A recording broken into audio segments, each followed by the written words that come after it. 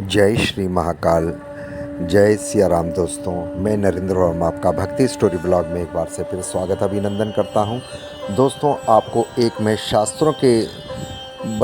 शास्त्रों द्वारा रचित एक कथा के बारे में बता रहा हूं, जिससे आप लोगों का जो त्रुटि है वो दूर हो जाएगी। कई लोगों को ये मन में प्रश्न होता है कि हम पराई स्त्री से संबंध बनाएं तो पाप तो नहीं लगेगा।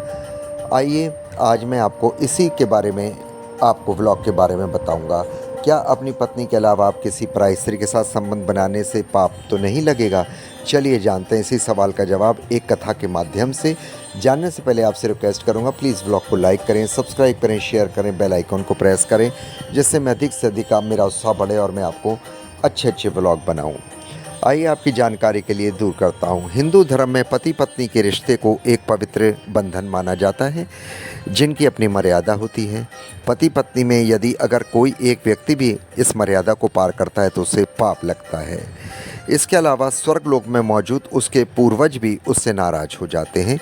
शास्त्रों में बताया गया कि शादीशुदा व्यक्ति को केवल अपनी पत्नी के साथ ही शारीरिक संबंध बनाने चाहिए।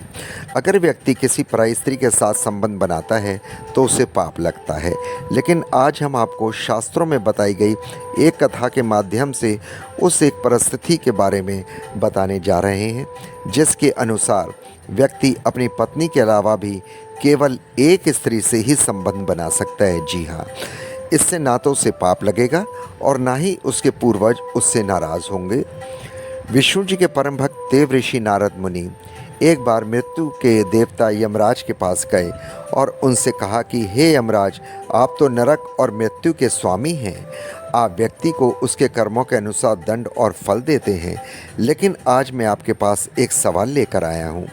इसके बाद देव ऋषि नारद मुनि यमराज से कहते हैं, शास्त्रों के अनुसार एक पुरुष को केवल एक स्त्री के साथ शादी करनी चाहिए और उसी से संबंध बनाने चाहिए।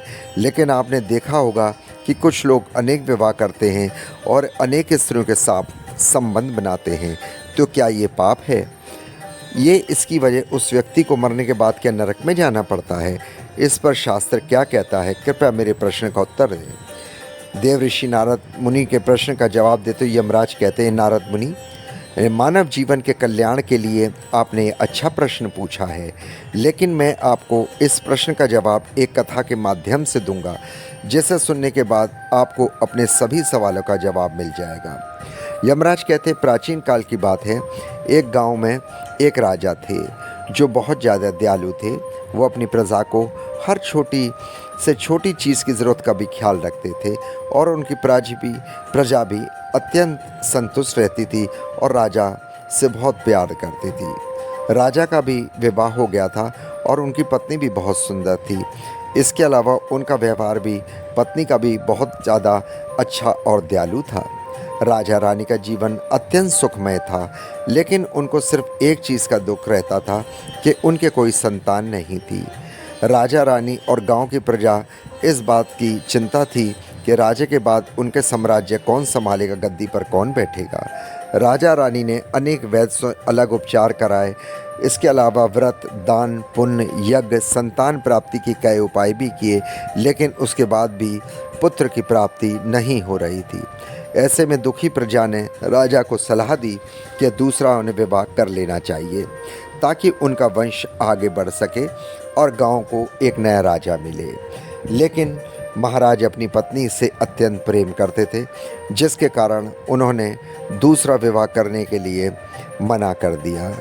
इसके अलावा शास्त्रों का भी ज्ञान था कि जिसमें बताया गया था कि एक पुरुष को एक ही विवाह करना चाहिए। शादीशुदा होते हुए किसी और स्त्री के साथ संबंध बनाने से पाप लगता है। जब महाराज नहीं माने तब प्रजा रानी के पास गई। रानी से निवेदन किया महाराज को समझाएं और दूसरा विवाह कर ले, लेकिन भविष्य में सम्राट को राजा की जरूरत पड़ेगी। लेकिन राजा ने रानी की बात भी नहीं मानी और इनकार कर दिया। स्वर्गलोक से राजा के पूर्वज ये सब देख रहे थे। उन्हें चिंता थी कि अगर राजा के पुत्र नहीं हुआ तो उनका वंश आगे नहीं बढ़ेगा। इसी भय के कारण सभी पूर्वज दुखी हो जाते हैं। एक दिन राजा के सपने में उनके पूर्वज आते हैं और राजा से कहते हैं, तुम्हारी वजह से हमारे कुल का नाश हो रहा है, इसलिए हम तुमसे बहुत नाराज़ हैं। तब राजा कहते हैं, मैंने ऐसा क्या पाप किया है? इससे जिसकी वजह से आपको दुख हो रहा है, कृपया मुझे बताएं। तब पूर्वज राजा से कहते हैं कि तुम पुत्र, हमारी मुक्ति का केवल एक ही उपाय है, वह है तुम्हारी संतान।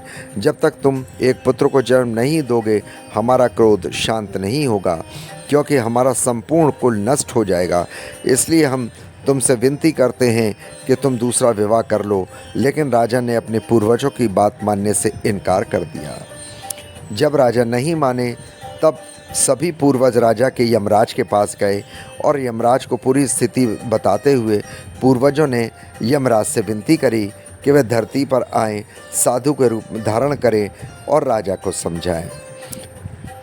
ऐसा यमराज ने किया। साधु का रूप धारण करके राजा के पास गया। राजा साधु को देखकर अत्यंत खुश हुआ। उन्होंने राजा जी को भोजन कराया, साधु को भोजन कराया और उनसे पूछा कि आपके आने की क्या वजह है साधु महाराज।